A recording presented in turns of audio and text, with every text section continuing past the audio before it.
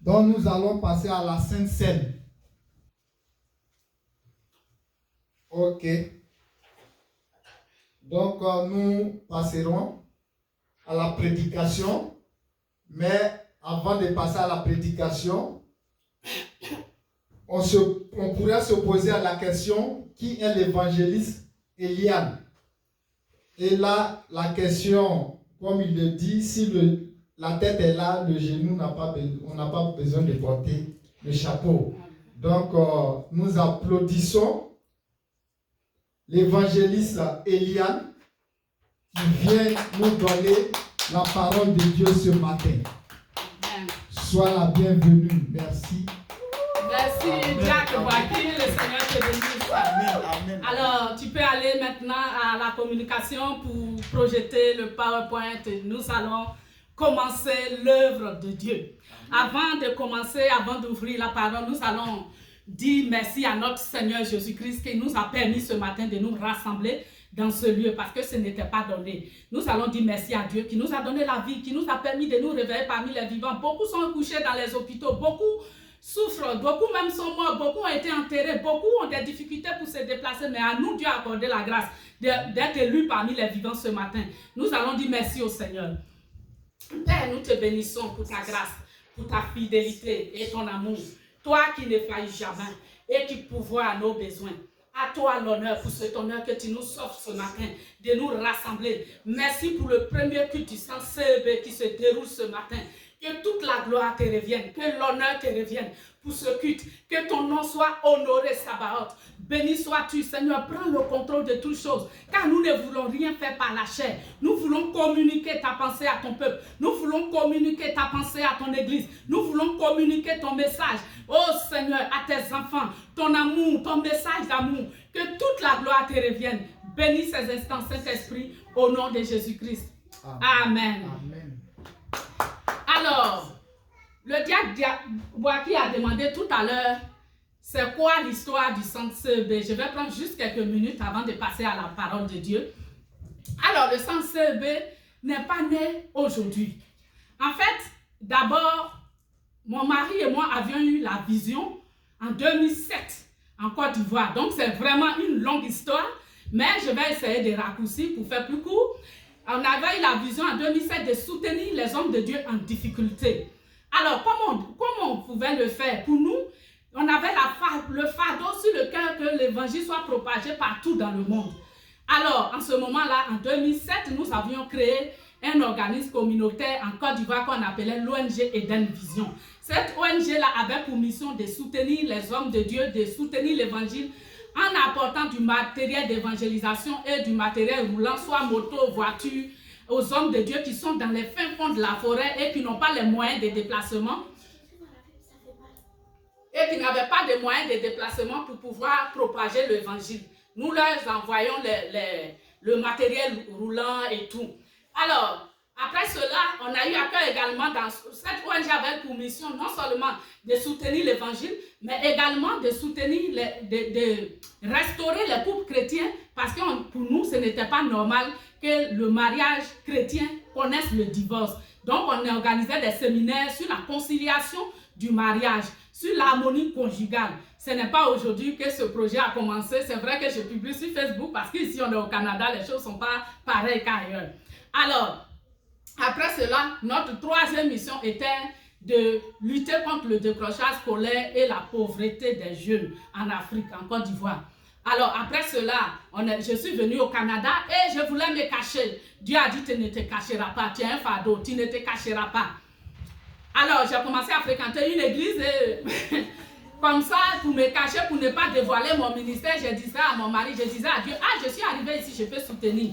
Et Dieu m'a dit, non, tu as un appel, il faut que tu le libères. Tu ne vas pas te cacher dans le ministère de quelqu'un d'autre, il faut que tu libères ton appel. J'ai dit, ok, mais ça sera difficile de quitter. Parce que franchement, je suis déjà bien intégrée. Alors, pour cacher, pour ne pas faire ce que Dieu a dit, moi j'ai appelé mon mari. Oh, si tu viens au Canada, je suis déjà intégrée dans une église, on va le soutenir. Et Dieu va passer par la bouche de mon mari, la réponse de mon mari, toi tu as un ministère. Tu n'es pas parti au Canada pour soutenir le ministère de quelqu'un d'autre, mais pour libérer, pour révéler toi-même ton propre ministère. Il dit, ok. Et j'ai dit à Dieu, mais comment je fais pour quitter? J'étais là, bon, j'ai commencé. C'est là que le ministère, d'abord, GMD Prière et Mission est né en ligne. On a créé le groupe GMD Prière et Mission, on a commencé à prier. Et la Covid est venue, toutes les églises sont fermées. Et Dieu est revenu me dire, tu ne diras plus que tu ne sauras pas comment quitter, il n'y a plus d'église où tu dois aller. Commence ton ministère parce que je veux te mettre à côté, te préparer pour ton propre ministère. Alléluia. Amen. Et c'est comme ça en 2020, on a commencé le ministère GMD en ligne, duquel est né maintenant le Centre CEB, le Centre canadien d'évangélisation et d'enseignement biblique Québec, qui ouvre ses portes aujourd'hui à Québec. Soyez bénis pour votre présence. Voilà l'historique du Centre CEB. Que Dieu vous bénisse. Amen. Alors maintenant, nous allons passer à la parole de Dieu. Notre thème d'aujourd'hui est « Car Dieu a tant aimé le monde ». Car Dieu a tant aimé le monde. Alléluia. Amen. Pourquoi ce thème bien-aimé? Pourquoi ce thème frères et sœurs en Christ? Pourquoi ce thème Québec? Pourquoi ce thème Canada? Pourquoi ce thème le monde? Parce que Dieu veut que nous véhiculons son message d'amour au peuple, aux nations. Dieu, quand j'ai mis mes pieds à Québec, Dieu m'a dit, je veux que tu enseignes à ce peuple. Je veux que tu rassures ce peuple, que quoi qu'il lui est arrivé, que je l'ai aimé, je n'ai jamais voulu le mal, je n'ai jamais voulu sa destruction. Tout ce qui est arrivé à ce peuple n'est pas de mon fait, mais c'est du fait de l'être humain.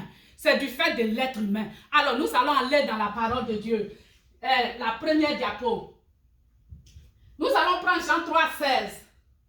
La Bible dit que car Dieu a tant aimé le monde, qu'il a donné son Fils unique, afin que quiconque croit en lui ne périsse point, mais qu'il ait la vie éternelle. Bien-aimé, le Seigneur a tellement aimé le monde. Il a tellement aimé le monde. Son objectif n'était pas de détruire le monde. Il a tellement aimé le monde au point de donner son Fils unique en sacrifice, pour que ce sacrifice-là expie nos péchés et que par la mort de Jésus-Christ, nous ayons la vie.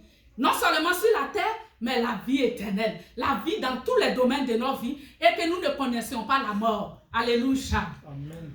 Nous allons passer encore au prochain verset. Prochain verset. Alors, qui démontre encore l'amour de Dieu envers l'humanité. L'amour de Dieu, Dieu dit, Dieu en effet n'a pas envoyé son Fils dans le monde pour qu'il juge le monde, mais pour que le monde soit sauvé par lui. Alléluia. Amen. Pour dire que quoi que tu fasses, qui que tu sois, quel que soit le degré de ta faute, quel que soit le degré de ton iniquité, la Bible dit que Dieu n'aime pas le péché, mais il aime le pécheur. Le Seigneur est prêt pour te pardonner. Il ne te juge pas, mais il te pardonne. Pourvu que tu abandonnes, pourvu que tu demandes l'aide au Seigneur. Le Seigneur sait que, étant dans la chair, ce n'est pas évident qu'on soit saint comme Dieu le veut. Mais en comptant sur l'aide du Saint-Esprit, c'est pourquoi il a envoyé son Fils Jésus. Et Jésus est parti. En allant, il a dit, j'enverrai le Saint-Esprit. Cet esprit-là vous aidera à accomplir tout ce qu'il vous faut sur la terre. Alors, en comptant, demandant au Saint-Esprit de t'aider à être la personne idéale que Dieu veut, l'Esprit de Dieu nous aidera. Dieu n'est pas venu pour nous juger, mais pour que nous soyons sauvés par la mort de son Fils Jésus-Christ. Amen. Amen. Alors, nous allons aller au troisième verset qui démontre encore l'amour de Dieu pour l'humanité. Nous allons prendre Luc 9, verset 56. Il dit, car le Fils de l'homme est venu non pour perdre les âmes des hommes, mais pour les sauver. La Bible dit que Jésus-Christ n'est pas venu pour perdre les âmes. Oh, Canada, oh, Québec, le Seigneur sait que tu as vécu des histoires qui t'ont offensé, qui t'ont éloigné de Dieu et même qui a développé la haine de Dieu dans ton cœur. Le Seigneur me recommande de te dire ce matin, son objectif n'est pas de perdre ton âme. Son objectif n'était pas de t'éloigner de lui. Son objectif n'était pas d'envoyer des gens pour te détruire. Tout ce qui a pu arriver, à ce peuple n'est pas du fait de Dieu, mais c'est du fait de l'être humain. C'est l'être humain qui déforme les paroles de Dieu. C'est l'être humain qui transforme, qui déguise, qui essaie de façonner la parole de Dieu à sa guise. Ce n'était pas l'objectif de Dieu que ton âme soit perdue, Mais il a envoyé son Fils unique pour que tu sois sauvé. Dieu veut que tu te réconcilies avec lui. Car il t'aime encore. Il veut que tu sois sauvé. Il veut que ton âme soit restaurée. Il veut que tu vives ton plein épanouissement. Il veut que tu sois épanoui. Quoi qu'il t'est arrivé, sache que Dieu t'aime. Ce n'était pas pour perdre ton âme. Alléluia. Amen. Nous allons passer au 4e verset qui démontre encore l'amour de Dieu pour l'humanité. La Bible dit, Luc 9, verset 56, il dit, quand les montagnes s'éloigneraient, quand les collines chancelleraient, mon amour ne s'éloignera point de toi, et mon alliance de paix ne chancellera point, dit l'Éternel. Alléluia. Amen. Qu'est-ce que signifie ce verset? Même quand les hommes vont te rejeter, même si ceux sur lesquels tu comptais pour être épanoui vont te juger, vont te calomnier, vont t'abandonner, vont s'éloigner de toi. Au moment où tu seras seul dans ta solitude, au moment où tu seras seul dans ton isolement, sache que le Seigneur est l'amour qui ne s'éloigne jamais de toi. Alléluia. Sache que Dieu est l'amour. L'amour de Dieu est indéfectible pour toi. Lui, il ne s'éloignera jamais. C'est pourquoi il te tend la main, peuple de Québec. C'est pourquoi il te tend la main, ô homme de ce monde. C'est pourquoi il te tend la main, ô ville de Québec. Pour que son amour soit ton partage et que tu connaisses son intimité, tu connais sa paix intérieure. Même dans ta dépression, Dieu ne te juge pas. Il t'aime, il veut te manifester ton amour. Même dans ton isolement, même dans tout ce que tu peux connaître comme santé mentale, sache que l'Esprit de Dieu est l'ami qui restaure ta santé mentale et qui te permet de reprendre sens, de donner vie de donner sens à ta vie dans le monde. Même si tu connais un problème de dépression quelconque, sache que l'amour de Dieu, l'Esprit de Dieu est l'ami qui ne s'éloigne jamais de ceux qui s'approchent de lui. Et son amour te conduira, restaurera ton humanité. Dieu restaurera ta dignité. Dieu restaurera ta personnalité. Alléluia. Son amour ne s'éloigne jamais de ses enfants. Quoi qu'il t'est arrivé, ô peuple du Québec, quoi qu'il t'est arrivé, ô peuple canadien, quoi qu'il t'est arrivé, ô enfant de Dieu, ô hommes et femmes de cette ville, sache que Jésus-Christ t'aime. Son amour ne s'est jamais éloigné de toi. Mais les hommes, l'être humain a dû déformer sa parole pour t'offenser. Ne te détourne pas. Dieu veut restaurer son amitié avec vous. Alléluia. Amen. Nous allons passer à notre dernier verset qui démontre encore l'amour de Dieu pour l'humanité. Alors, nous allons prendre le livre d'Ésaïe. Ésaïe 46, le verset 4. Il a dit, jusqu'à votre vieillesse, je serai le même. Jusqu'à vos cheveux blancs, je vous soutiendrai. Alléluia. Amen. Comme je l'ai fait, comme je l'ai déjà fait, je veux encore vous porter, vous soutenir et vous préserver. Et j'ajoute du danger. Alléluia. Et vous préserver du mal. C'est moi qui ajoute du mal, la Bible ne l'ajoute pas. Voilà, il faut que je le mentionne. Il ne faudrait pas que je fasse un plagiat. Alléluia. Amen. Donc, Dieu dit, jusqu'à votre vieillesse, je serai le même. Il est l'ami qui ne change pas.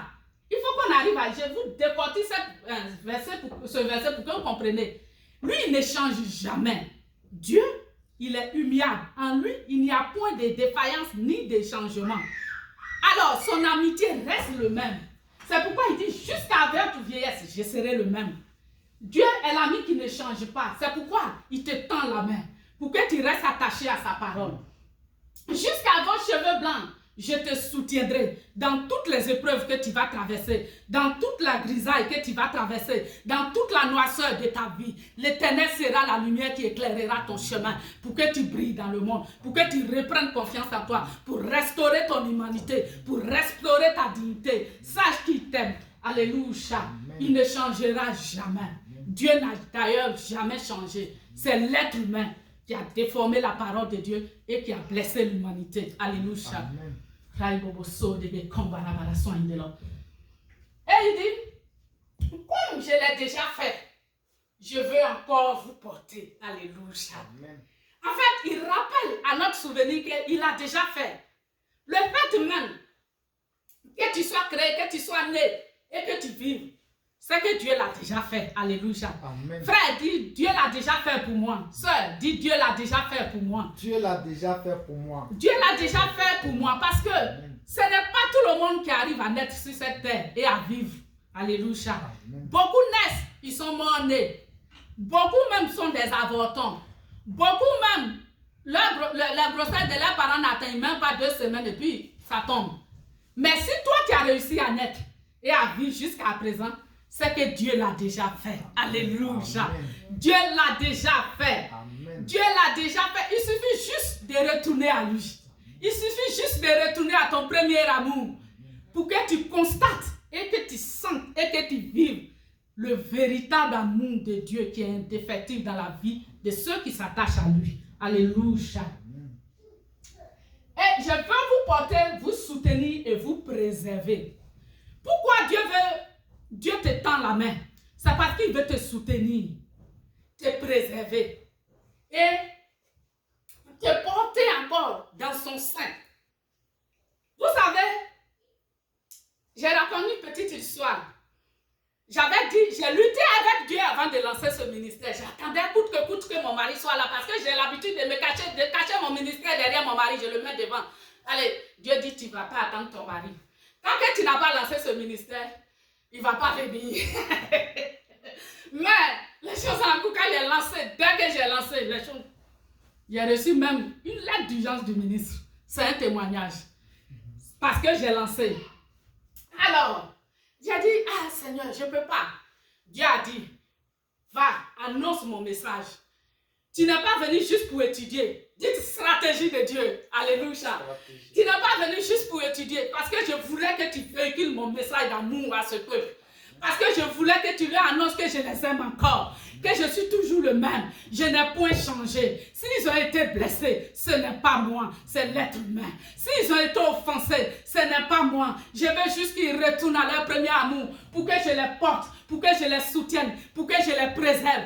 Alléluia. Amen. Et j'ai lancé le ministère. J'ai commencé mon ministère que je faisais. Réconciliation, harmonie conjugale et tout. Un jeune s'élève, un jeune que j'ai soutenu s'élève, il commence à m'insulter. Sur les réseaux sociaux, on me traitait de tous les noms jusqu'à me traiter de prostituée. Qu'une femme ne prêche pas. Son seul argument, c'est qu'une femme ne prêche pas. Mais dites préparation. Alléluia. Préparation. Dites préparation. Préparation. C'est pourquoi Dieu m'avait dit de me mettre de côté, il allait me préparer pour le ministère. Amen. Alléluia. Amen. Parce que si tu n'es pas préparé, tu ne peux pas être capable d'affronter l'adversité. L'ennemi n'était pas content. Lui, il pensait que j'allais me cacher toujours derrière mon mari, ne pas exprimer mon ministère. Mais là, j'ai pris le devant des choses, je me suis levé. Il fallait qu'il s'élève pour me distraire. Comme ça, ça va me décourager. Dites préparation. Alléluia. Préparation. Préparation. Préparation. Un ministère requiert une préparation. Si tu n'es pas préparé, c'est pourquoi il dit, je veux te porter. Je veux encore le faire. Vous porter, vous soutenir et vous préserver. Alléluia. Amen. Et quand ces situations arrivent, c'est là que tu comprends le sens de ce verset. Que Dieu est là pour te porter. Dès que c'est arrivé, j'ai lu le verset. Et ce verset qui a dit, jusqu'à la vieillesse, même quand les monstres s'éloigneraient, mon amour pour toi ne s'éloignera pas. Alléluia. Dieu veut nous porter dans les situations difficiles que tu vas traverser. Dieu veut te porter. Peuple de Dieu, peuple canadien, peuple de la ville de Québec, peuple québécois. Souvent, il y a certaines difficultés que tu n'arrives pas à supporter parce que tu n'as pas laissé l'amour de Dieu régner à toi. Tu n'as pas accepté l'amitié de Dieu. C'est pourquoi tu t'égares. C'est pourquoi souvent, il t'arrive même de succomber à de moindres difficultés. Petite santé mentale, petit problème de dépression, tu limites ta vie, tu mets fin à ta vie parce que tu n'as pas laissé l'amitié de Dieu. Or, si l'amitié de Dieu était dans ta vie, l'Esprit de Dieu va te porter, va te soutenir, va te préserver du danger. Alléluia. Amen. Gloire à Jésus. Amen. Nous allons dire merci au Seigneur pour sa parole. Nous allons prier. Nous allons dire au Seigneur. Nous allons nous lever et dire à Dieu qui veut accepter l'amitié de Jésus. Et si tu veux accepter l'amitié de Jésus, nous allons nous mettre ensemble ici devant. Nous allons prier le Seigneur, demander à notre Dieu que nous voulons accepter son amitié. Alors, venez, on va prier ensemble.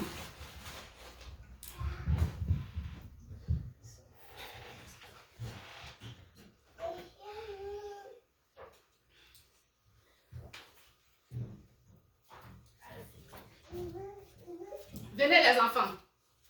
Venez, venez, on va prier. Tout le monde vient. Venez ensemble. Allez, viens. Venez, on vous attend, les chers sœurs en Christ. Ah, c'est bien. Gloire à Jésus. Tu peux la prendre s'il te plaît. Ok, viens ici. Nous allons prier le Seigneur. Père Céleste, on répète avec moi. Père Céleste. Père Céleste, Nous sommes venus dans ta présence. nous sommes venus dans ta Et nous présence. voulons renouer avec ton amour. Et nous voulons renouer avec Nous ton savons amour. que quoi qu'il nous est arrivé, Nous savons que quoi qu'il ce nous n'est arrive, pas ta faute. ce n'est pas de ta faute. Ce n'est pas ton fait. Ce n'est pas de ton Mais fait. c'est parce que tu veux Parce que tu veux restaurer ton amour avec nous. restaurer ton Nous amour. répondons à ton appel aujourd'hui.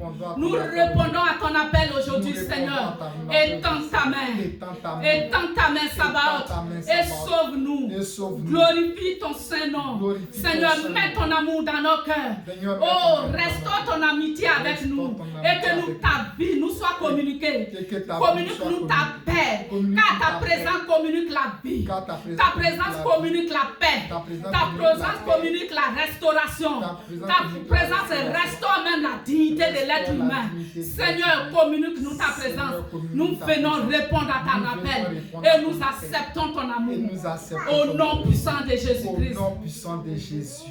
Amen. Amen. Alléluia. Amen. Alors, vous pouvez regagner votre place.